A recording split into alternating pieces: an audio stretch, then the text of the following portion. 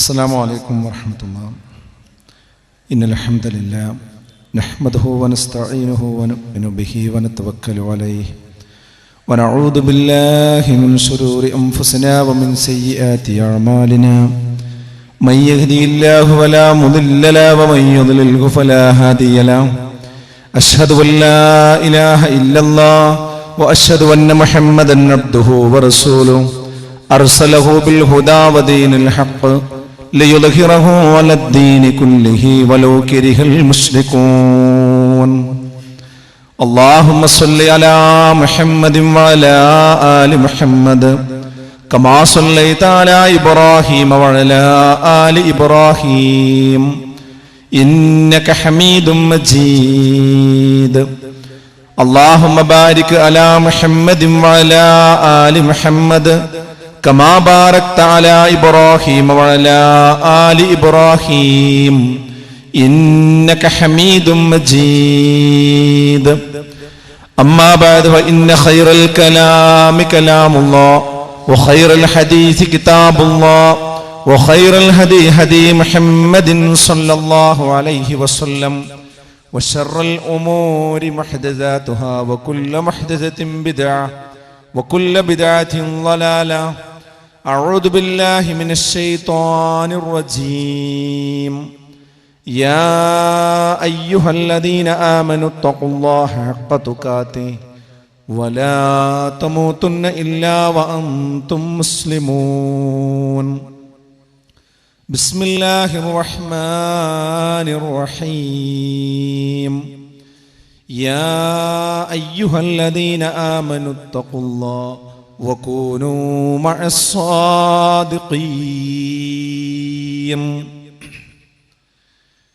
വേദിയിലും സദസ്സിലും സന്നിഹിതരായ രക്ഷിതാക്കളെ, കാരണവന്മാരെ, സഹോദരീ സഹോദരങ്ങളെ,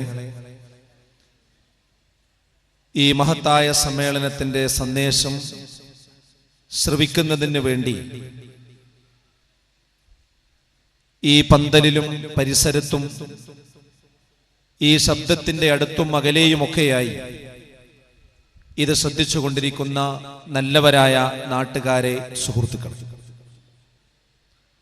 അള്ളാഹുവിൻ്റെ അത്യപാരമായ അനുഗ്രഹത്താൽ ഇന്ന് ഉച്ചയ്ക്ക് ശേഷം ആരംഭിച്ച ഈ എൻലൈറ്റനിങ് കോൺഫറൻസ് കരുനാഗപ്പള്ളിയുടെ ചരിത്രത്തിൽ ശ്രദ്ധേയമായ ഒരു സംഭവമായി മാറിയിരിക്കുകയാണ്. ഇതിനു മുമ്പ് ഈ സമ്മേളനത്തിന്റെ ഉദ്ഘാടന സെഷൻ ഇവിടെ നടക്കുകയുണ്ടായി. ബഹുമാന്യനായ കുഞ്ഞു മുഹമ്മദ് മദനി പറപ്പൂർ ആ ഉദ്ഘാടന സെഷനിൽ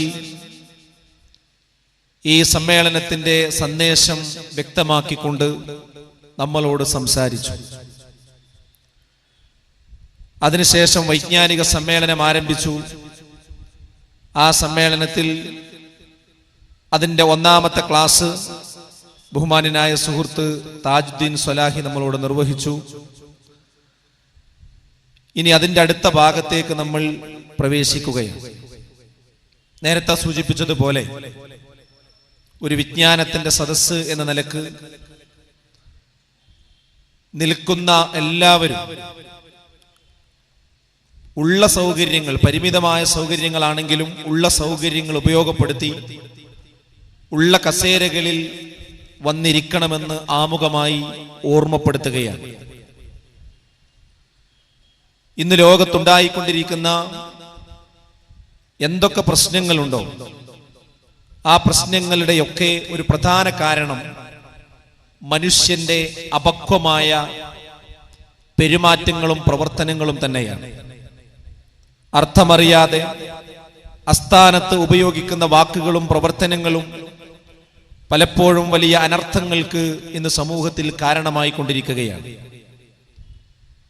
ഒരു പക്വതയുള്ള, ദീർഘവീക്ഷണമുള്ള ഒരു സമൂഹത്തെയാണ് ഇന്ന് നമുക്ക് ഉണ്ടാക്കേണ്ടിയിരിക്കുന്നത്.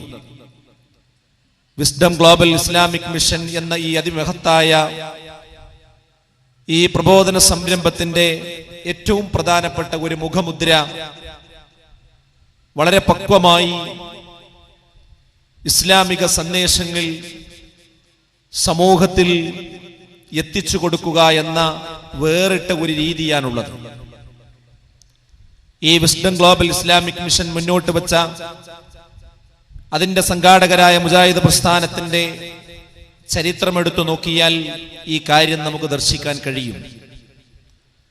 നമ്മുടെ നാട്, ഈ കൊച്ചു കേരളം ഏതൊക്കെ സന്ദർഭത്തിൽ വൈകാരികത തലപൊക്കിയിട്ടുണ്ടോ ആ സന്ദർഭങ്ങളിലെല്ലാം വിവേകത്തോടുകൂടി ഇടപെടുകയും പ്രത്യേകിച്ച് മുസ്ലിം സമൂഹത്തെ അവർ വൈകാരികതയുടെ വേലിയേറ്റങ്ങളിൽ എത്തിപ്പെട്ട സന്ദർഭങ്ങളിലെല്ലാം പക്വമായ അവസ്ഥയിലേക്ക് തിരിച്ചു വിളിക്കുകയും നേരിന്റെ വഴി കാണിച്ചു കൊടുക്കുകയും ചെയ്ത ചരിത്രമാണ് മുജാഹിദ് പ്രസ്ഥാനത്തിന്റെ കഴിഞ്ഞകാല ചരിത്രം ആലോചിക്കുമ്പോൾ നമുക്ക് അറിയാൻ കഴിയുന്നത്. 992 കാലഘട്ടത്തിൽ ബാബരി മസ്ജിദിന്റെ താഴികക്കുടങ്ങിൽ തച്ചുടച്ച ഒരു സന്ദർഭമുണ്ടായപ്പോൾ എല്ലാവരും വേദനിച്ചു. മുസ്ലിങ്ങൾ മാത്രമല്ല വേദനിച്ചത്, നമ്മുടെ രാജ്യത്തെ 80% വരുന്ന മുസ്ലിമീങ്ങളല്ലാത്ത ഈ രാജ്യത്തിന്റെ ഐക്യത്തെയും അഖണ്ഡതയെയും കാത്തു സൂക്ഷിക്കുന്ന, അങ്ങനെ സ്നേഹവും അതുപോലെയുള്ള നിർഭയത്വവും നിലനിൽക്കണമെന്ന് ആഗ്രഹിക്കുന്ന മഹാഭൂരിപക്ഷം വരുന്ന സമുദായത്തിലെ മതേതരത്വത്തെ ഇഷ്ടപ്പെടുന്ന എല്ലാ ആളുകളും ദുഃഖിച്ച ഒരു വേളയായിരുന്നു അത്. ആ സന്ദർഭത്തിൽ മുസ്ലിം സമുദായത്തിൽ നിന്ന് അപൂർവം ചില ആളുകൾ, ചില യുവാക്കൾ വൈകാരികമായ ആവേശവുമായി കടന്നു വന്നത് നാം ഓർക്കുകയാണ്. ഒരു തുള്ളി ചോരക്ക് ഒരു കുടം ചോര കൊണ്ട് പ്രതികാരം ചോദിക്കും എന്നതുപോലെയുള്ള തീപ്പൊരി സംസാരങ്ങളുമായി കടന്നു വന്ന ഒരു സന്ദർഭം. ആ സന്ദർഭത്തിലും പാലക്കാട് കോട്ടമൈതാനത്ത് നടന്ന മുജാഹിദ് സംസ്ഥാന സമ്മേളനത്തിൽ മതം മനുഷ്യ സൗഹാർദ്ദത്തിന് എന്ന സവിശേഷമായ പ്രമേയം ഉയർത്തിപ്പിടിച്ചുകൊണ്ട് ആ സമ്മേളനത്തിൽ മുജാഹിദുകൾ പ്രഖ്യാപിച്ചു, മതം മുഷ്ടിയിലേക്കല്ല വരേണ്ടത്, മതം വൈകാരികതയിലേക്കല്ല വളരേണ്ടത്, അത് വിചാരതലത്തിലേക്ക് വരണം. തീവ്രവാദ സമീപനങ്ങളല്ല ഇത്തരം സന്ദർഭത്തിൽ ആവശ്യമുള്ളത്, ശരിയായ സംയമനവും. എന്നാൽ സംയമനത്തെ ദുർബലതയായി കാണാതെ ഇതിനെതിരിൽ ഇന്ത്യ അനുവദിക്കുന്ന, നമ്മുടെ രാജ്യം അനുവദിക്കുന്ന നിയമത്തിന്റെ മാർഗങ്ങൾ ഉപയോഗിച്ചുകൊണ്ട്, പാർലമെന്റിന്റെ നിയമസഭയുടെ അകത്തളങ്ങൾ ഉപയോഗിച്ചുകൊണ്ട്, ഇവിടെയുള്ള ജനാധിപത്യ വഴികൾ ഉപയോഗിച്ചുകൊണ്ട്, ഇവിടെയുള്ള മഹാഭൂരിപക്ഷം സമുദായത്തിന്റെ ആ വികാര വായ്പ കൂടി ഒത്തൊരുമിച്ചുകൊണ്ട് ഇതൊരു മുസ്ലിം പ്രശ്നമായിട്ടല്ല, ഇന്ത്യ രാജ്യത്തിന്റെ പ്രശ്നമായി, മതേതരത്വത്തിന്റെ പ്രശ്നമായി കാണണമെന്ന പരിപക്വമായ ഒരു കാഴ്ചപ്പാട് മുസ്ലിം സമൂഹത്തിൽ ഉണ്ടാക്കുന്നതിൽ വളരെ വലിയ പ്രധാനപ്പെട്ട പങ്ക് വഹിച്ച ഒരു പ്രസ്ഥാനമാണ് മുജാഹിദ് പ്രസ്ഥാനം. ഞാൻ പറഞ്ഞത്, വൈകാരികതകൾക്ക് ഒരിക്കലും അടിമപ്പെടാത്ത, വളരെ പക്വമായ നിലപാടുകൾ കാത്തു സൂക്ഷിച്ച ഒരു ചരിത്ര പാരമ്പര്യമാണ് ഇതിലുള്ളത്. തീവ്രവാദം തലപൊക്കിയപ്പോഴൊക്കെ അതിനെതിരെയുള്ള ക്യാമ്പയിനുകൾ കൊണ്ടും ബോധവൽക്കരണങ്ങൾ കൊണ്ടുമാണ് അതിനെ നേരിട്ട് വന്നിരിക്കുന്നത്. ഡെൻമാർക്കിൽ നിന്നും പ്രവാചകൻ സല്ലല്ലാഹു അലൈഹി വസല്ലമയെ ആക്ഷേപിച്ചുകൊണ്ട് ഒരു കാർട്ടൂൺ പ്രത്യക്ഷപ്പെടുകയും അത് ലോകത്ത് മൊത്തത്തിൽ ചർച്ചയാവുകയും അതിൽ വൈകാരികമായി അതിൽ പ്രശ്നങ്ങൾ ഉന്നയിക്കുകയും അതുപോലെ തന്നെ പ്രവാചകന് നേരെയുള്ള അധിക്ഷേപങ്ങൾക്ക് കേരളത്തിൽ പോലും അതിന്റെ പരിഹാരം കൈവട്ടലാണ്, കാലുവട്ടലാണ് എന്ന രീതിയിലേക്ക് ഒരു കൊച്ചു വിഭാഗം കടന്നു വരികയും ഒക്കെ ചെയ്തപ്പോൾ, അങ്ങനെയല്ല, പ്രവാചകനെതിരിൽ ധിക്കാരമുണ്ടാകുമ്പോൾ, അവജ്ഞതയുണ്ടാകുമ്പോൾ അതിനെ പ്രതികരിക്കേണ്ടത് വൈകാരികമായിട്ടല്ല. ആരാണ് പ്രവാചകൻ? എന്താണ് പ്രവാചകന്റെ സന്ദേശം? മുത്തു മുഹമ്മദ് നബി സല്ലല്ലാഹു അലൈഹി വസല്ലമ ഈ ലോകത്ത് പ്രചരിപ്പിച്ച ആദർശം എന്താണ് എന്ന് ഈ സന്ദർഭം ഉപയോഗിച്ചുകൊണ്ട് അജ്ഞതയുള്ള അജ്ഞരായ ഈ സമൂഹത്തിന്റെ മുമ്പിൽ വിശദീകരിക്കുകയും ഗുണകാംക്ഷയോടുകൂടി അറിയിക്കുകയുമാണ് ചെയ്യേണ്ടത് എന്ന വളരെ പരിപക്വമായ ഒരു തീരുമാനമെടുക്കുകയും പ്രവാചകനെ അറിയുക എന്ന പ്രമേയം മുൻനിർത്തിക്കൊണ്ട് കേരളത്തിൽ മുഴുവൻ പ്രബോധനം നടത്തുകയും ആ വിഷയത്തെ അങ്ങനെ വൈകാരികതക്കപ്പുറം വിചാരതലത്തിലേക്ക് കൊണ്ടുവരികയും ചെയ്ത ഒരു ചരിത്രം നമുക്ക് ഈ സമീപകാലത്ത് കാണാൻ കഴിയും. ലവ് ജിഹാദ് എന്ന പേരിൽ മുസ്ലിം സമുദായത്തെ വേട്ടയാടുകയും ഒറ്റപ്പെടുത്തുകയും ഏതോ ആളുകൾ പടച്ചുണ്ടാക്കി ഫേസ്ബുക്കിലിട്ട് പ്രചരിപ്പിച്ച അത്തരം കാര്യങ്ങൾ മുസ്ലിം സമുദായത്തിന്റെ മേലിൽ വെച്ച് കെട്ടിക്കൊണ്ട് ലവ് ജിഹാദിന്റെ മറവിൽ, അത്തരം പ്രചാരണത്തിന്റെ മറവിൽ ഒരു സമുദായത്തെ ഒറ്റപ്പെടുത്താൻ ശ്രമിച്ചപ്പോഴും നാം ചെയ്തത്, മുജാഹിദ് പ്രസ്ഥാനം ചെയ്തത് എന്താണ് യഥാർത്ഥത്തിലുള്ള ജിഹാദ്? ഇവിടെ നമ്മൾ പങ്കെടുത്ത അതിഥികൾ പറയുകയുണ്ടായി, ജിഹാദ് എന്ന വാക്കിനെ, മുജാഹിദ് എന്ന വാക്കിനെ പലപ്പോഴും ഞങ്ങളൊക്കെ തെറ്റിദ്ധരിച്ചിട്ടുണ്ട്. പക്ഷെ അതിന്റെ യഥാർത്ഥ വസ്തുത പിന്നീട് പ്രവർത്തകന്മാരിൽ നിന്ന് അറിഞ്ഞിട്ടുണ്ടെന്ന് പറയാനുള്ള കാരണം, ഇങ്ങനെയുള്ള ഘട്ടങ്ങൾ ഉണ്ടാകുമ്പോൾ അത് മുഷ്ടി ചുരുട്ടി മുദ്രാവാക്യം വിളിച്ച് അത് കൂടുതൽ വഷളാക്കുന്നതിന് പകരം എന്താണ് ഇസ്ലാമിലെ ജിഹാദ്, ജിഹാദ് എന്താണ് എന്തല്ല എന്ന വിഷയത്തിൽ പ്രത്യേകമായ പ്രബോധന പ്രവർത്തനങ്ങൾ നടത്തിക്കൊണ്ടാണ് ഇതിന്റെ യുവജന സംഘടനയായ ISM ആ രംഗത്തെ അതിജീവിച്ചിട്ടുള്ളത്. ഞാൻ ഈ ഉദാഹരണങ്ങളൊക്കെ പറഞ്ഞത് കേരളത്തിന്റെ ചരിത്രം പരിശോധിച്ചു നോക്കിയാൽ ഏതൊരു ഘട്ടത്തിലും നമുക്ക് കാണാൻ കഴിയുന്ന കാര്യമാണിത്. അതായത് ഏതൊരു വൈകാരികമായ അവസ്ഥയിലേക്ക് കടന്നു വരുമ്പോഴും അതിനേറ്റവും മാന്യമായി, പക്വമായി അതിനെ സമീപിക്കുകയും അതിനെ ബോധവൽക്കരണത്തിലൂടെ സമൂഹത്തിന്റെ മനസ്സിനെ മാറ്റിയെടുത്തുകൊണ്ട് പരിവർത്തിപ്പിക്കുകയും ചെയ്യുക എന്ന രീതിയാണ് മുജാഹിദ് പ്രസ്ഥാനം സ്വീകരിച്ചിട്ടുള്ളത്. നമുക്കറിയാം, എല്ലാവരുടെയും സംസാരത്തിൽ കടന്നു വന്ന വളരെ ദുഃഖകരമായ ഒരു സംഭവമാണ് കരുനാഗപ്പള്ളിയിൽ ഉണ്ടായ മന്ത്രവാദവുമായി ബന്ധപ്പെട്ട ഒരു യുവതിയുടെ മരണം. അതുമായി ബന്ധപ്പെട്ടുകൊണ്ടുള്ള ഒരുപാട് വിഷയങ്ങൾ. ഈ വിഷയമുണ്ടായപ്പോഴും ഈ പ്രസ്ഥാനം ചെയ്ത കാഴ്ചപ്പാട് എന്താണ്? എന്തുകൊണ്ട് അന്ധവിശ്വാസം പ്രചരിക്കുന്നു? അന്ധവിശ്വാസത്തെ പിഴുതെറിയേണ്ടത് റോഡുകളിൽ നിന്നല്ല, പോസ്റ്ററുകളിൽ നിന്നല്ല, മറിച്ച് മനുഷ്യന്റെ മനസ്സിന്റെ ഉള്ളിൽ നിന്നാണ് അന്ധവിശ്വാസത്തെ പിഴുതെറിയേണ്ടത്. മനുഷ്യന്റെ മനസ്സിൽ നിന്ന് അന്ധവിശ്വാസത്തെയും അനാചാരത്തെയും പിഴുതെറിയണമെങ്കിൽ മനുഷ്യ മനസ്സുകളിലേക്ക് കടന്നു ചെല്ലണം. അതിന് എവിടെയെങ്കിലും ആരെങ്കിലും 4 ആളുകളെ കൂട്ടി അവിടെ ഒരു ധർണ സംഘടിപ്പിച്ചത് കൊണ്ടോ, ഒരു പിക്കറ്റിംഗ് സംഘടിപ്പിച്ചത് കൊണ്ടോ, കുറച്ച് വാൾ പോസ്റ്റർ ഒട്ടിച്ചത് കൊണ്ടോ, ഞങ്ങളും ഇതിനെതിരിൽ പ്രവർത്തിക്കുന്നുണ്ട് എന്ന് വരുത്തി തീർത്തത് കൊണ്ടോ, അല്ലെങ്കിൽ ഇത്തരം പ്രവർത്തനങ്ങളെ മുൻനിർത്തിക്കൊണ്ട് മറ്റുള്ള ആളുകളെ പ്രതിയാക്കിയത് കൊണ്ടോ, അത് നിരപരാധികളായ ആളുകളെ മോശമായി ചിത്രീകരിക്കുവാൻ ഇത്തരം അജണ്ടകളെ ഉപയോഗിച്ചത് കൊണ്ടോ, അതൊന്നും ഇതിന്റെ പരിഹാരത്തിന്റെ മാർഗങ്ങളല്ല. മറിച്ച് സാമാന്യ ജനങ്ങളിലേക്ക്, അവരുടെ വീടുകളിലേക്ക് കടന്നു ചെന്നുകൊണ്ട് എന്താണ് യഥാർത്ഥത്തിൽ ഇതിനുള്ള പരിഹാരം, എന്നാണ് യഥാർത്ഥത്തിൽ ഇത്തരം അന്ധവിശ്വാസങ്ങളിൽ നിന്ന് സമൂഹത്തെ തിരിച്ചു കൊണ്ടുവരാനുള്ള മാർഗം എന്താണ് എന്ന വിവരം, ആ ആശയം ആളുകൾക്ക് എത്തിച്ചു കൊടുക്കുകയാണ് വേണ്ടത് എന്ന് തിരിച്ചറിയുകയും അങ്ങനെ തന്നെയാണ് എൻലൈറ്റനിങ് കോൺഫറൻസ് എന്ന ഈ സമ്മേളനം കരുനാഗപ്പള്ളിയിൽ വെക്കുവാൻ തീരുമാനിക്കുകയും ചെയ്തത്. അതിന്റെ ഭാഗമായി നേരത്തെ ഇവിടെ പറഞ്ഞു, വളരെ ചിട്ടയായ പ്രവർത്തനം. കഴിഞ്ഞ ദിവസം ആളുകൾ, പ്രവർത്തകന്മാർ ഇവിടെ വന്നു. എന്തിനു വേണ്ടി? ഇനി ഇങ്ങനെ ഒരു യുവതി കരുനാഗപ്പള്ളിയിൽ മാത്രമല്ല കേരളത്തിൽ എവിടെയും മരണപ്പെട്ടുകൂടാ. ഇങ്ങനെയുള്ള ദുർമന്ത്രവാദങ്ങൾക്ക് വിധേയമായി ഇസ്ലാമിന്റെ പേരിൽ ഇത്തരം ക്രൂരതകൾ ഇനി നടക്കാൻ പാടില്ല. അതിനിവിടെയുള്ള സാധാരണക്കാരെ, ഇവരെയുള്ള സാമാന്യ ജനങ്ങളെ ബോധവൽക്കരിക്കേണ്ടതുണ്ട്. അത് ശാന്തമായ രീതിയിൽ, വൈകാരികതയില്ലാതെ, പ്രമാണങ്ങൾ ഉദ്ധരിച്ചുകൊണ്ട്, തെളിവുകൾ ഉദ്ധരിച്ചുകൊണ്ട് അവരെ ബോധവൽക്കരിക്കണം. അതിനൊരു സമ്മേളനം വെച്ച് ബോധവൽക്കരിച്ചാൽ പോരാ. ആ സമ്മേളനം നടക്കുന്നുണ്ട് എന്ന വിവരം ഓരോ വീട്ടിലും കയറി പറയണം. കല്യാണത്തിന് ക്ഷണിക്കുന്നത് പോലെ, അതെ, നമ്മുടെ വീട്ടിലൊരു പരിപാടി ഉണ്ടെങ്കിൽ അതിന് ക്ഷണിക്കുന്നത് പോലെ ഓരോ വീട്ടിലും അത് കയറി പറയണം എന്ന ഒരു തീരുമാനത്തിന്റെ ഭാഗമായി കൊണ്ട് തന്നെയാണ് അതിന് പറ്റുന്ന രീതിയിലുള്ള ലഘുലേഖ ജീവിതം എന്തിനു വേണ്ടി എന്ന ഒരു പുസ്തകം തയ്യാറാക്കി ജീവിതത്തിന്റെ കാഴ്ചപ്പാട് അവതരിപ്പിച്ചുകൊണ്ട് ശരിക്ക് എല്ലാ പ്രശ്നങ്ങൾക്കുമുള്ള പരിഹാരം ഇസ്ലാമിന്റെ ഏകദൈവ വിശ്വാസമാണ്, അതിലേക്ക് മടങ്ങലാണെന്ന അതിന്റെ മർമ്മപ്രധാനമായ പരിഹാരം അവതരിപ്പിച്ചുകൊണ്ടുള്ള പുസ്തകവും CD-യുമായി കൊണ്ട് പ്രവർത്തകന്മാർ ഇതിന്റെ അടുത്തുള്ള വീടുകളിൽ കയറി ഇറങ്ങുക. ആ ഒരു സംഗതി ഇത് ഒരു ലക്ഷ്യം വെച്ചുകൊണ്ടാണ്. ഇതാർക്കും എതിരല്ല. ഇത് യഥാർത്ഥത്തിൽ കരുനാഗപ്പള്ളിയിലുള്ള മഹാഭൂരിപക്ഷം വരുന്ന, ഞാൻ മനസ്സിലാക്കുന്ന കരുനാഗപ്പള്ളിയിലും പരിസരത്തുമുള്ള ആളുകൾ ഒരിക്കലും ഈ ഒരു പ്രവർത്തനത്തെ അംഗീകരിക്കുന്നില്ല. വളരെ ന്യൂനപക്ഷമായ ആളുകൾ മാത്രമേ അതിനെ ന്യായീകരിക്കുന്നുണ്ടാകുള്ളൂ. ഇതിനെ ഭൗതികമായി ഉപയോഗിക്കുന്ന, തന്റെ ഭൗതികമായ ആവശ്യങ്ങൾക്ക് വേണ്ടി കീശ വീർപ്പിക്കുന്നതിന് വേണ്ടി ചില പൗരോഹിത്യം മാത്രമാണ് അതിന് വിധേയമായി കൊണ്ടിരിക്കുന്നത്. അതിൽ പെട്ടുപോകുന്ന അജ്ഞതയുള്ള സാധാരണക്കാരും അവരതിൽ നിന്ന് രക്ഷപ്പെടുത്തുവാൻ ഉള്ള മാർഗം എന്താണ്? അവരെ വീട്ടിൽ പോയി വിളിച്ച് ഇങ്ങനെയുള്ള ഒരു സദസ്സിലേക്ക് വിളിച്ചു കൊണ്ടുവന്ന് ഇവിടെ വെച്ച് അത് വിശദീകരിച്ചു കൊടുക്കുക, എന്താണ് വിഷയമെന്ന്. ഇതെല്ലാവരും കൂടി ചെയ്യേണ്ടതാണ്. ഇവിടെയുള്ള കരുനാഗപ്പള്ളിയിലുള്ള എല്ലാവരും ഒരുമിച്ച് ചെയ്യേണ്ട കാര്യമാണ്.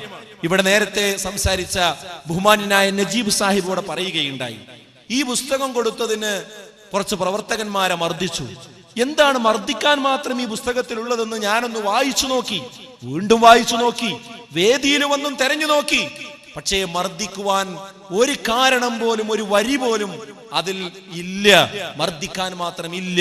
മാത്രവുമല്ല, നമ്മൾ എല്ലാവരും ഒരുമിച്ച് പറയേണ്ട, മദ്യപിക്കരുത്, വ്യഭിചരിക്കരുത്, തീവ്രവാദം പാടില്ല, അന്ധവിശ്വാസം പാടില്ല, ദുർമന്ത്രവാദങ്ങൾ പാടില്ല, അതുപോലെ തന്നെ ശിർക്ക് ബിദ്അത്തുകൾ പാടില്ല.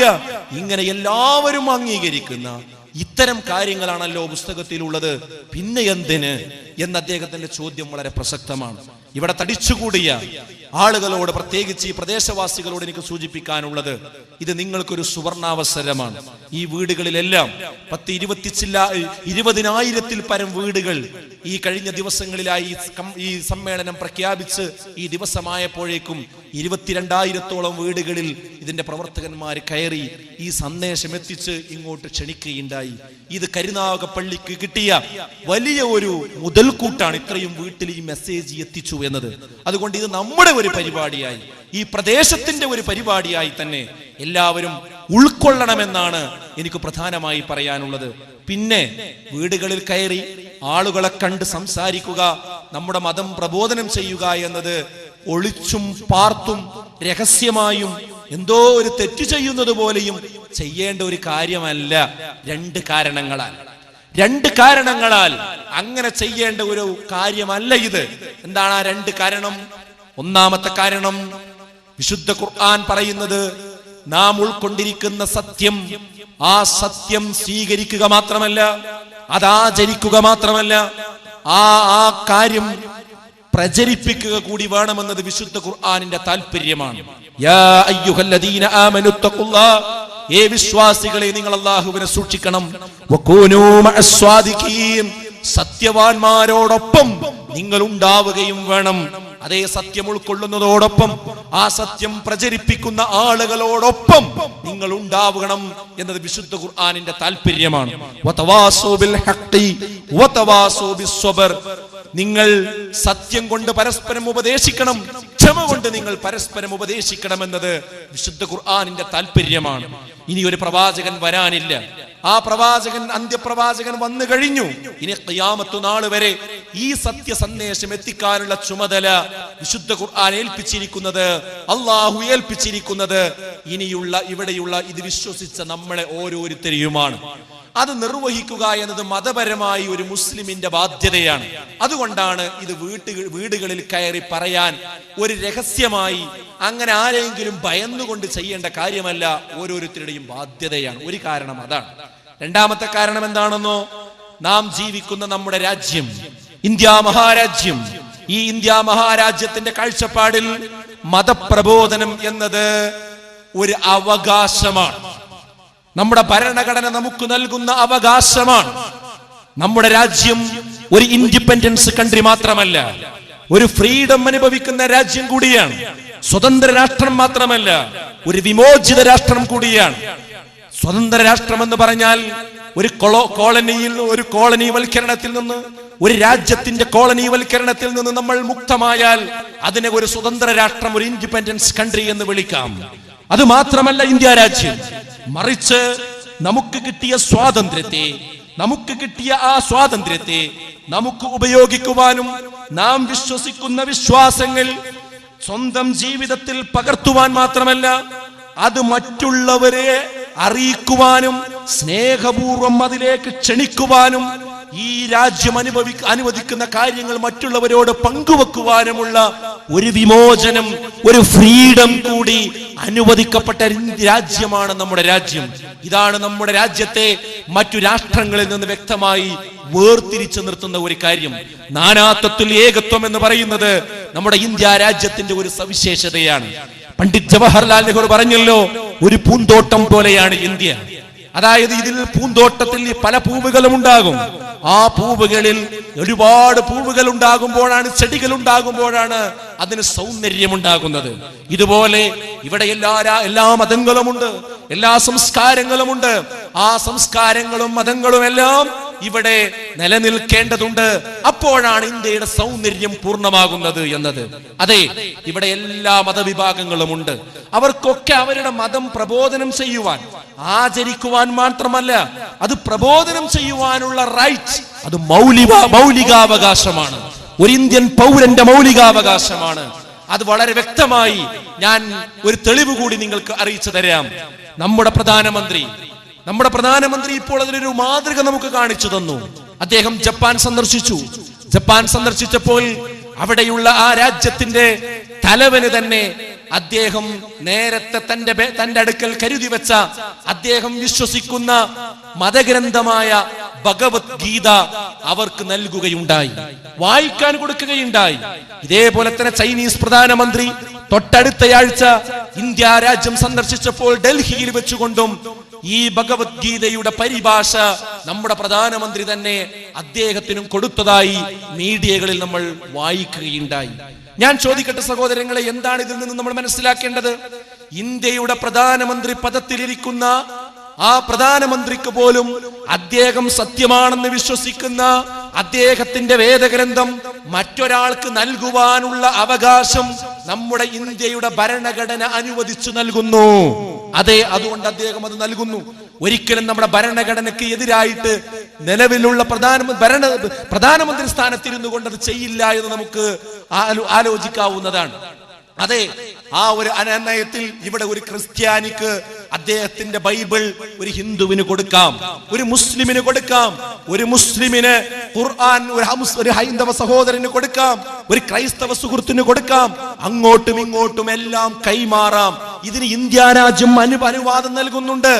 അതാരെങ്കിലും തടസ്സപ്പെടുത്തുകയാണെങ്കിൽ നമ്മുടെ ഇവിടെയുള്ള നീതിന്യായ വിഭാഗം, ഇവിടെയുള്ള ക്രമസമാധാന വകുപ്പ്, ബഹുമാന്യരായ പോലീസ് അതിന് കാവൽ നിൽക്കുകയും അത് നടത്തുവാനുള്ള അവകാശം വകവെച്ചു കൊടുക്കുകയും ചെയ്യുവാൻ, പ്രൊട്ടക്ഷൻ നൽകുവാനുള്ള ചുമതല കൂടി നമ്മുടെ ഇവിടെയുള്ള സംവിധാനത്തിനുണ്ട്.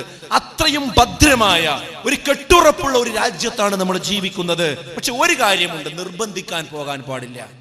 ആരെയും എന്റെ വിശ്വാസം നിങ്ങൾ നിർബന്ധിച്ച് അതടിച്ചേൽപ്പിക്കാൻ മതം അനുവദിക്കുന്നില്ല, ഇന്ത്യ രാജ്യവും അനുവദിക്കുന്നില്ല. ലാ ഇക്റാഹ ഫിദ്ദീൻ, ഒരിക്കലും മതത്തിൽ ബലാത്കാരമില്ല. ലക്കും ദീനുക്കും വലിയ ദീൻ, നിങ്ങൾക്ക് നിങ്ങളുടെ മതം, എനിക്ക് എന്റെ മതം. വിശുദ്ധ ഖുർആൻ പഠിപ്പിച്ചതാണത്. ഒരാളെയും നിർബന്ധിക്കുവാൻ പാടില്ല. എന്നാൽ അത് അറിയിച്ചു കൊടുക്കാൻ, ലഘുലേഖ കൊടുക്കാൻ, CD ഖുർആൻ കൊടുക്കാൻ, ഭഗവത്ഗീത കൊടുക്കാൻ, ബൈബിൾ കൊടുക്കാൻ, അത് കൊടുക്കണം. പരസ്പരം അറിയണം ആരാണ് ഹിന്ദു, ആരാണ് ക്രൈസ്തവൻ, ആരാണ് മുസ്ലിം. ഓരോരുത്തരും പരസ്പരം അറിയുമ്പോൾ അടുക്കുകയാണ് ചെയ്യുക, അകലുകയല്ല ചെയ്യുക. അറിവില്ലായ്മയാണ് പലപ്പോഴും സംശയങ്ങൾ ജനിപ്പിക്കുന്നത്. സംശയങ്ങൾ ഊതി വീർപ്പിക്കുമ്പോഴാണ് പരസ്പരം കലാപത്തിലേക്ക് എടുത്തു ചാടുന്നത്. അതുകൊണ്ടാണ് സംവാദങ്ങൾ നടക്കണം, പരസ്പരമുള്ള ചർച്ചകൾ നടക്കണം, സിംബോസിയങ്ങൾ നടക്കണം, മതപരമായ ചർച്ചകൾ നടക്കണം. അത് നമ്മുടെ സമൂഹത്തിന്റെ ആരോഗ്യത്തെ വർദ്ധിപ്പിക്കുക മാത്രമേ ചെയ്യുകയുള്ളൂ. അതുകൊണ്ട് ഇവിടെ കൂടിയ ഓരോരുത്തരോടും എനിക്ക് സൂചിപ്പിക്കാനുള്ളത്, മതപരമായ ചർച്ചകൾ ഒരിക്കലും തന്നെ അതൊരു കുറവായി, അത് നമ്മുടെ രാജ്യത്ത് ചെയ്യാൻ പാടില്ലാത്ത ഒരു പ്രവർത്തനമായി ഒരിക്കലും തെറ്റിദ്ധരിക്കരുത്. അങ്ങനെയല്ല.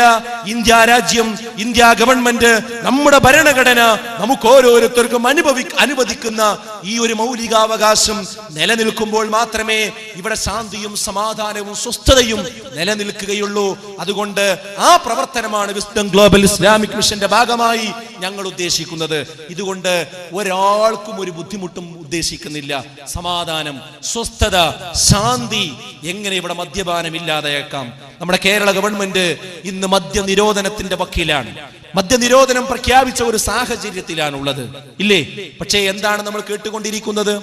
മദ്യനിരോധനം സമ്പൂർണ്ണമായി നടപ്പിലാക്കുന്നതിന്റെ സ്റ്റെപ്പുമായി കടന്നു വരുമ്പോൾ അതിനെയും ന്യായീകരിച്ച് തൊഴിലാളിയുടെ പ്രശ്നം പറഞ്ഞ്, സാമ്പത്തികമായ പ്രശ്നങ്ങൾ പറഞ്ഞുകൊണ്ട് അത് വീണ്ടും തിരിച്ചു കൊണ്ടുവരാനുള്ള ശ്രമമാണ് പലപ്പോഴും സമൂഹത്തിൽ നടന്നുകൊണ്ടിരിക്കുന്നത്. മറുഭാഗത്ത് വിവാഹത്തിലുള്ള ആർഭാടത്തിനും ധൂർത്തിനുമെതിരിലുള്ള പ്രവർത്തനങ്ങൾ ഇന്ന് സമുദായം ഏറ്റെടുത്തിരിക്കുന്നു. അൽഹംദുലില്ലാ. നിങ്ങൾക്ക് എല്ലാവർക്കും അറിയുന്ന ഒരു പദമുണ്ട്, ബിസ്മി എന്ന് പറയുന്ന പദം അല്ലേ? മുജാഹിദ് പ്രസ്ഥാനത്തിന്റെ കീഴിൽ പ്രവർത്തിച്ചു കൊണ്ടിരിക്കുന്ന ബിസ്മി വിവാഹ രംഗത്തുള്ള ധൂർത്തിനും ആർഭാടങ്ങൾക്കും എതിരായി ശക്തമായി പ്രവർത്തിക്കുന്ന ഒരു സംഘമാണ് ബിസ്മി. വർഷങ്ങൾക്ക് മുമ്പ് ഈ ഒരു കാര്യം ഒറ്റക്ക് മുജാഹിദ് പ്രസ്ഥാനം പറഞ്ഞു. സ്ത്രീധനം വാങ്ങാൻ പാടില്ല, അത് കൊടുക്കാൻ പാടില്ല, വിവാഹം ലളിതമാക്കണം, ആഭരണ ഭ്രമം ഒഴിവാക്കണം. കുറ്റിപ്പുറത്ത് നടന്ന സംസ്ഥാന സമ്മേളനത്തിൽ അതിന്റെ പ്രമേയം അവതരിപ്പിക്കുകയുണ്ടായി. മതത്തിന്റെ ഘോഷയാത്രകൾ, നാട്ടിൽ പ്രശ്നങ്ങൾ ഉണ്ടാക്കുന്ന രീതിയിലുള്ള വഴിമുടക്കുന്ന ഘോഷയാത്രകൾ, ബഹളങ്ങൾ അവസാനിപ്പിക്കണം. ഇതൊക്കെ മുജാഹിദ് പ്രസ്ഥാനം പണ്ടേ പറഞ്ഞതാണ്. അൽഹംദുലില്ലാ, ഇപ്പോൾ ഇതാ സമുദായം അത് ഏറ്റെടുത്തിരിക്കുന്നു. നമുക്ക് സന്തോഷമുണ്ട്. പക്ഷേ എങ്ങനെ ലളിത വിവാഹം നടത്താം, എങ്ങനെ വിവാഹത്തിന് ധൂർത്തൊഴിവാക്കാം, എങ്ങനെ മദ്യപാനമില്ലാത്ത ഒരു സമൂഹത്തെ ഉണ്ടാക്കാം, എങ്ങനെ കൈക്കൂലിയില്ലാത്ത ഒരു സമൂഹത്തെ ഉണ്ടാക്കാം, ഇതിനൊക്കെയുള്ള അടിസ്ഥാനപരമായ മാർഗം ഞാൻ നേരത്തെ പറഞ്ഞ രീതിയിൽ മനുഷ്യന്റെ മനസ്സ് നന്നാകണം. മദ്യത്തിനെതിരെ സംസാരിക്കാൻ എളുപ്പമാണ്, പക്ഷെ സംസാരിക്കുന്ന സമയത്തും തന്റെ പോക്കറ്റിൽ ഹാൻഡ്സും പാൻപരാഗും അതുപോലെയുള്ള ലഹരി സാധനങ്ങളും പോക്കറ്റിൽ ഇട്ടുകൊണ്ടാണ് മദ്യത്തിനെതിരെ സംസാരിക്കുന്നതെങ്കിൽ, ലഹരിക്കെതിരെ സംസാരിക്കുന്നതെങ്കിൽ അതിൽ ആത്മാർത്ഥതയില്ല. ഇല്ല. അതുപോലെ തന്നെ വിവാഹത്തിൽ ആർഭാടത്തിനെതിരെ പ്രസംഗിക്കുമ്പോഴും തന്റെ മകന്റെ വിവാഹം വരുമ്പോൾ അത് ലളിതമായി നടത്താൻ, അത് സ്ത്രീധനം വാങ്ങാതെ നടത്താനുള്ള ധൈര്യം ആർക്ക് കാണിക്കാൻ കഴിയും? അവിടെ മാത്രമേ ആ സമരം വിജയിക്കുകയുള്ളൂ. അപ്പോൾ സമരം നടക്കേണ്ടത് മനുഷ്യന്റെ മനസ്സിന്റെ ഉള്ളിലാണ്, കാഴ്ചപ്പാടുകളിലാണ് സമരം നടക്കേണ്ടത്. അതിന് ശരിയായ പ്രമാണം, തെളിവുകൾ, ബോധവൽക്കരണം, സംസ്കരണ പ്രവർത്തനം ശാന്തമായ രീതിയിൽ നടക്കണം. ഇതാണ് മുജാഹിദ് പ്രസ്ഥാനത്തിന്റെ കാഴ്ചപ്പാട്. ഇതിനു വേണ്ടിയാണ് ഈ സമ്മേളനം സംഘടിപ്പിച്ചിരിക്കുന്നത്. ഇതാർക്കും എതിരല്ല, എല്ലാവർക്കും അനുകൂലമാണ്. നന്മയെ ആഗ്രഹിക്കുന്ന എല്ലാവർക്കും അനുകൂലമായ ഒരു പ്രവർത്തനമാണ് യഥാർത്ഥത്തിൽ ഇവിടെ നടന്നുകൊണ്ടിരിക്കുന്നത്. സഹോദരങ്ങളെ, മുജാഹിദ് പ്രസ്ഥാനത്തിന്റെ സവിശേഷതയാണ് ഞാൻ സൂചിപ്പിച്ചത്. എല്ലാ കാര്യത്തിലും ഒരു കൃത്യമായ കാഴ്ചപ്പാടുകൾ, അവധാനതയോടുകൂടി വൈകാരികതയില്ലാത്തൊരു നിലപാട് സ്വീകരിച്ചുകൊണ്ട് മുന്നോട്ട് പോകുന്നു. മതപരമായ വിഷയങ്ങൾ നിങ്ങൾ പരിശോധിച്ചു നോക്കൂ. ഇവിടെ നമ്മൾ കാണുന്നത് രണ്ടറ്റങ്ങളാണ്. ഏതാണ് ഒരറ്റം? ഒന്നുകിൽ തീവ്രമായി പറയുക, അല്ലെങ്കിൽ ജീർണതയിലേക്ക് പോവുക. ഈ രണ്ടവസ്ഥയെയും മുജാഹിദ് പ്രസ്ഥാനം വിമർശിക്കുന്നു. അതിന്റെ വസത്തിയായ മധ്യമമായ നിലപാടിലാണ് അതിന്റെ ആരാധന അനുഷ്ഠാന കർമ്മങ്ങളോടും എല്ലാ ആചാരങ്ങളോടും അത് സമീപിച്ചിട്ടുള്ളത്. എന്താണ് ഖുർആനിലുള്ളത്, എന്താണ് ഹദീസിലുള്ളത്, അത് ചെയ്യുക. അതിൽ നിന്ന് ഏറാനും പാടില്ല, കുറയാനും പാടില്ല. ഉദാഹരണം, നമ്മളിപ്പോ നമസ്കരിച്ചു. ആ നമസ്കാരത്തിന് ശേഷം പ്രവാചകൻ സല്ലല്ലാഹു അലൈഹി വസല്ലം പഠിപ്പിച്ചത് എന്താ? നമസ്കാരം കഴിഞ്ഞാൽ അവിടെ ഇരുന്നു കൊണ്ട് സുബ്ഹാനല്ലാഹ്, അൽഹംദുലില്ലാഹ്, അല്ലാഹു അക്ബർ അത് 33 പ്രാവശ്യം പറയണം. ലാ ഇലാഹ ഇല്ലല്ലാഹ് വഹ്ദഹു ലാ ശരീക ലഹു ലഹുൽ മുൽക്കു വലഹുൽ ഹംദ് വഹുവ അലാ കുല്ലി ഷൈഇൻ ഖദീർ എന്ന് പറഞ്ഞുകൊണ്ട് 100 തകക്കണം. ആയത്തുൽ കുർസി പാരായണം ചെയ്യണം, മുഅവ്വദതൈനി ചൊല്ലണം. അതുപോലെയുള്ള ഒരുപാട് പ്രാർത്ഥനകൾ പ്രവാചകൻ പഠിപ്പിച്ചു. പിന്നീട് നമുക്ക് അള്ളാഹുവിനോട് പറയാനുള്ള സങ്കടങ്ങൾ ബോധിപ്പിക്കണം, പാപങ്ങൾ പുറത്തു കിട്ടാൻ വേണ്ടി പ്രാർത്ഥിക്കണം. ഇത് ഓരോ വ്യക്തിയും നിർവഹിക്കേണ്ട കാര്യമാണ്. എന്ത്? ഫർള് നമസ്കാരങ്ങൾക്ക് ശേഷം. അപ്പോൾ നിസ്കാരത്തിന് ശേഷം പ്രാർത്ഥനയുണ്ടോ? ഉണ്ട്. പ്രാർത്ഥിക്കണം, ദിക്ർ ചൊല്ലണം. ഇതാണ് മുജാഹിദുകളുടെ നിലപാട്. എന്നാൽ മുസ്ലിയാർ ഇമാം തിരിഞ്ഞിരിക്കുകയും ഇമാം കൈ ഉയർത്തുകയും അറബിയിൽ കുറെ നീട്ടി പ്രാർത്ഥിക്കുകയും മൗമിയിരുന്നു കൊണ്ട് അതിന് ആമീൻ പറയുകയും എന്നിട്ട് എഴുന്നേറ്റ് പോവുകയും ചെയ്യുന്ന രീതിയിലുള്ള കൂട്ടമായുള്ള ഒരു പ്രാർത്ഥന, ഒരു ദുആ പ്രവാചകൻ സല്ലല്ലാഹു അലൈഹി വസല്ലം പഠിപ്പിച്ചിട്ടില്ല. കൂട്ടുപ്രാർത്ഥന പാടില്ല. ഒറ്റയ്ക്കിരുന്ന് എന്ത് ചെയ്യണം? പ്രാർത്ഥിക്കണം. പക്ഷേ ഇത് പറയുമ്പോ എന്താ സമൂഹം പറയാറുള്ളത്? കണ്ടോ, ഇവർക്ക് പ്രാർത്ഥന തന്നെ ഇല്ല, കണ്ടോ ഇവര് പ്രാർത്ഥനയെ വിമർശിക്കുന്ന ആളുകളാണ്. ഇല്ലേ സഹോദരങ്ങളെ? ഒരിക്കലും പ്രാർത്ഥനയെ നമ്മൾ വിമർശിച്ചിട്ടില്ല. രാവിലെ ഇറങ്ങിയത് മുതൽ വൈകുന്നേരം കിടക്കുന്നതുവരെ പ്രവാചകൻ പഠിപ്പിച്ച ഒരുപാട് ദിക്റുകൾ, പ്രാർത്ഥനകൾ, വീട്ടിൽ നിന്നിറങ്ങുമ്പോൾ, വസ്ത്രമണിയുമ്പോൾ, വാഹനത്തിൽ കയറുമ്പോൾ, അങ്ങനെ തുടങ്ങിയ ഒരുപാട് പ്രാർത്ഥനകൾ പഠിപ്പിക്കുന്നവരും അത് ജീവിതത്തിൽ പുലർത്തുന്നവരുമാണ് മുജാഹിദ് പ്രവർത്തകന്മാർ ഓരോരുത്തരും. പ്രാർത്ഥനകളുണ്ട്, ആ പ്രാർത്ഥനകൾ നിർവഹിക്കണം. അതേപോലെ തന്നെ സഹോദരങ്ങളെ, സുന്നത്ത് നോമ്പുകൾ നോൽക്കണം. സുന്നത്ത് നോമ്പ് നോൽക്കണം. ഏതൊക്കെ? എല്ലാ തിങ്കളാഴ്ചയും വ്യാഴാഴ്ചയും നോമ്പുണ്ട്. അതുപോലെ തന്നെ എല്ലാ അറബി മാസവും അയ്യാമുൽ ബീളിന്റെ നോമ്പുണ്ട്. അറബി മാസം 13, 14, 15 തീയതികളിൽ 3 ദിവസം അയ്യാമുൽ ബീദിന്റെ സുന്നത്ത് നോമ്പുകളുണ്ട്. ഇതാ കഴിഞ്ഞ ദിവസം നമ്മൾ അറഫ നോമ്പ് നോറ്റു. ഇനി ഇതാ മുഹറം 9, 10 നോമ്പ് വരാനിരിക്കുന്നു. ഇതുപോലെയുള്ള ഒരുപാട് സുന്നത്ത് നോമ്പുകൾ നമ്മുടെ ജീവിതത്തിന്റെ ഭാഗമാക്കണം. ഓരോ മുസ്ലിമും ശ്രദ്ധിക്കേണ്ടതാണത്. അപ്പോൾ സുന്നത്ത് നോമ്പുകൾ അനുഷ്ഠിക്കണമെന്ന് വളരെ കൃത്യമായി പഠിപ്പിക്കുന്ന ഒരു പ്രസ്ഥാനമാണ് മുജാഹിദ് പ്രസ്ഥാനം. എന്നാൽ അതോടൊപ്പം പറയും മിഅ്റാജ് നോമ്പ് ഇസ്ലാമിൽ രേഖപ്പെട്ടതല്ല. ഇതുപോലെ തന്നെ അതുപോലെയുള്ള ഇല്ലാത്ത നോമ്പുകൾ ഒരിക്കലും നമ്മൾ നോൽക്കാൻ പാടില്ല. ബറാത്ത് നോമ്പില്ല, മിഅ്റാജ് നോമ്പില്ല. കാരണം അതിന് രേഖയില്ല, അതിന് പ്രവാചകൻ പഠിപ്പിച്ച തെളിവുകളില്ല. അത് ചെയ്യാൻ പാടില്ല. ഈ നോമ്പുകൾ സ്വീകരിക്കണം. പക്ഷേ പറയാറുള്ള ആക്ഷേപം എന്താ? ഇവർക്ക് നോമ്പില്ല, ഇവർക്ക് സുന്നത്ത് നോമ്പില്ല എന്നാണ് പലപ്പോഴും പറയാറുള്ളത്. സഹോദരങ്ങളെ, ഉള്ളതുണ്ടെന്ന് പറയും, ഇല്ലാത്തത് ഇല്ല എന്ന് പറയും. എല്ലാ വിഷയത്തിലും ഈ ഒരു നിലപാട് തന്നെയാണ് യഥാർത്ഥത്തിൽ മുജാഹിദ് പ്രസ്ഥാനത്തെ സംബന്ധിച്ചിടത്തോളം ഉള്ളത് എന്ന് നമ്മൾ മനസ്സിലാക്കേണ്ടതുണ്ട്. ഹജ്ജിന് പോകുന്ന ആളുകൾ ഇപ്പോൾ പോയി അല്ലേ? പല ആളുകളും പോകുമ്പോ തന്നെ പ്രവാചകന്റെ ഖബറിൽ എന്ന് പോയി പ്രവാചകനോടൊന്ന് സങ്കടം പറയണം, പ്രവാചകനോടൊന്ന് പ്രാർത്ഥിക്കണം എന്നാ വിചാരിച്ചുകൊണ്ടാണ്, നിയ്യത്ത് വെച്ചുകൊണ്ടാണ് പോകുന്നത്. എന്നാ സഹോദരങ്ങളെ, നിങ്ങൾ ആലോചിച്ച് നോക്കൂ, ആ പ്രവാചകന്റെ ഖബറിങ്ങ് പോയിട്ട് അങ്ങനെ ചെയ്യുന്ന രീതി ഹജ്ജിന്റെ ഒരു ഭാഗമാണോ? അങ്ങനെ പഠിപ്പിച്ചിട്ടുണ്ടോ? പ്രവാചകൻ ഹജ്ജ് ചെയ്തിട്ടില്ലേ? പ്രവാചകൻ ഹജ്ജ് ചെയ്തിട്ടുണ്ട്. ഖുദൂ അന്നീ മനാസികക്കും, എന്നിൽ നിന്നാണ് നിങ്ങൾ ഹജ്ജിന്റെ കർമ്മങ്ങൾ നിങ്ങൾ പുലർത്തേണ്ടത്, പകർത്തേണ്ടതെന്ന് പ്രവാചകൻ പറഞ്ഞു. ഒന്ന് ചിന്തിച്ചു നോക്കൂ നിങ്ങൾ. പ്രവാചകൻ ഹജ്ജ് ചെയ്തപ്പോൾ പ്രവാചകന്റെ ഖബറിങ്കൽ പോയിട്ടില്ല. കാരണം പ്രവാചകൻ വഫാത്തായിട്ടില്ല. പ്രവാചകൻ വഫാത്തായ ശേഷമല്ലേ അവിടെ പോകാൻ കഴിയുള്ളൂ. പ്രവാചകൻ പോയിട്ടില്ല, എന്നാൽ ഹജ്ജ് സമ്പൂർണം. അപ്പോൾ ഹജ്ജിന്റെ ഭാഗമല്ല അവിടെ പോക്ക്. പ്രവാചകന്റെ കാലത്ത് തന്നെ സ്വഹാബത്ത് പോയിട്ടുണ്ട്, മദീനയിലേക്ക് പുണ്യം പ്രതീക്ഷിച്ചു പോയിട്ടുണ്ട്. പ്രവാചകനോട് സലാം പറഞ്ഞ്, മക്കയിൽ നിന്ന് സലാം പറഞ്ഞ് മദീനയിലേക്ക് പുണ്യം പ്രതീക്ഷിച്ചു പോയിട്ടുണ്ട്. അപ്പോൾ എന്തിനാണ് പോയത്? പ്രവാചകന്റെ ഖബർ അവിടെ ഇല്ലല്ലോ, പ്രവാചകൻ ജീവിച്ചിരിക്കുകയല്ലേ, പിന്നെ എന്തിനാണ് പുണ്യം പ്രതീക്ഷിച്ചു പോയത്? അതെ, മദീനയിലെ പള്ളിയിൽ 3 പള്ളിയിലേക്ക് മാത്രമേ തീർത്ഥയാത്ര പാടുള്ളൂ, പുണ്യം പ്രതീക്ഷയുള്ള യാത്ര പാടുള്ളൂ. ഒന്നാമത്തത് മസ്ജിദുൽ ഹറാം, മസ്ജിദുൽ നബവി, മൂന്നാമത്തേത് മസ്ജിദുൽ അഖ്സ. അല്ലേ? നമ്മുടെ പ്രഭാഷണത്തിനുള്ള പണ്ഡിതന്മാർ ഇവിടെ എത്തിക്കഴിഞ്ഞിട്ടുണ്ട്. അതുകൊണ്ട് ഞാൻ എന്റെ സംസാരം അവസാനിപ്പിക്കുകയാണ്. ഖുർആൻ ഹദീസ് ലേണിംഗ് സ്കൂളിന്റെ സംസ്ഥാന സംഗമം ഇൻഷാ അല്ലാഹ് 21-ാം തീയതി തൃശ്ശൂരിൽ നടക്കുകയാണ്. ഇത് അതിന്റെ ഒരു പ്രധാന ഭാരവാഹി എന്ന നിലക്ക് ഈ ഒരു സന്ദർഭത്തിൽ എല്ലാവരെയും ഔദ്യോഗികമായി നേരിട്ട് അതിലേക്ക് ക്ഷണിക്കാൻ കൂടി ഈ സന്ദർഭം ഉപയോഗപ്പെടുത്തുകയാണ്. ഈ ഡിസംബർ 21-ാം തീയതി തൃശ്ശൂരിൽ വെച്ചുകൊണ്ടാണ് നടക്കുന്നത്. നിങ്ങളുടെ എല്ലാവരുടെയും മനസ്സിൽ അത് നോട്ട് ചെയ്യണം. ഈ ഭാഗത്ത് നിന്നെല്ലാം വാഹനങ്ങൾ തയ്യാറാക്കി അതിലേക്ക് വരാൻ വേണ്ടി പ്രത്യേകം ശ്രദ്ധിക്കണമെന്നാണ് ഓർമ്മപ്പെടുത്താനുള്ളത്. ഞാൻ അവസാനിപ്പിക്കുന്നു. നമ്മുടെ ഈ പ്രവർത്തനം തുടങ്ങിയത് മുതൽക്ക് തന്നെ നമുക്ക് എല്ലാവിധ സഹായ സഹകരണങ്ങളും ചെയ്തുകൊണ്ട് നമ്മുടെ കൂടെ ഒരു പ്രവർത്തകനെ പോലെയുള്ള ബഹുമാന്യനായ മുൻ municipal chairman M Ansar Sahib ഇവിടെ എത്തിയിട്ടുണ്ട്. അദ്ദേഹം നേരത്തെ വരേണ്ടതായിരുന്നു. ഔദ്യോഗിക തിരക്കുകൾ കാരണം ഇപ്പോഴാണ് അദ്ദേഹം എത്തിയിട്ടുള്ളത്. അദ്ദേഹം അല്പം നിങ്ങളെ അഭിസംബോധന ചെയ്യും. അതിനുശേഷം ഉടനെ തന്നെ നമ്മുടെ പ്രഭാഷണങ്ങൾ ആരംഭിക്കും. അദ്ദേഹത്തെ അതിനുവേണ്ടി ആദരപൂർവ്വം ക്ഷണിക്കുന്നു. അസ്സലാമു അലൈക്കും വറഹ്മത്തുള്ളാഹി. വേദിയിൽ സന്നിഹിതരായിട്ടുള്ള മുജാഹിദ് പ്രസ്ഥാനത്തിന്റെ സമാദരണീയരായ സംസ്ഥാനത്തെയും മേഖലയിലെയും നേതാക്കന്മാരെ, സദസ്സിൽ സന്നിഹിതരായിട്ടുള്ള സഹോദരി സഹോദരന്മാരെ, അസ്സലാമു അലൈക്കും വറഹ്മത്തുള്ളാഹി വബറകാതുഹു. ഞാൻ ഒരു പ്രാസംഗികനായിട്ടല്ല ഇവിടെ നിൽക്കുന്നത്. എന്നെ ഈ യോഗത്തിൻ്റെ ഉദ്ഘാടന സെക്ഷനിലേക്ക് എന്നെ ക്ഷണിച്ചിരുന്നു. ഞാൻ വരാമെന്ന് സമ്മതിച്ചിരുന്നു.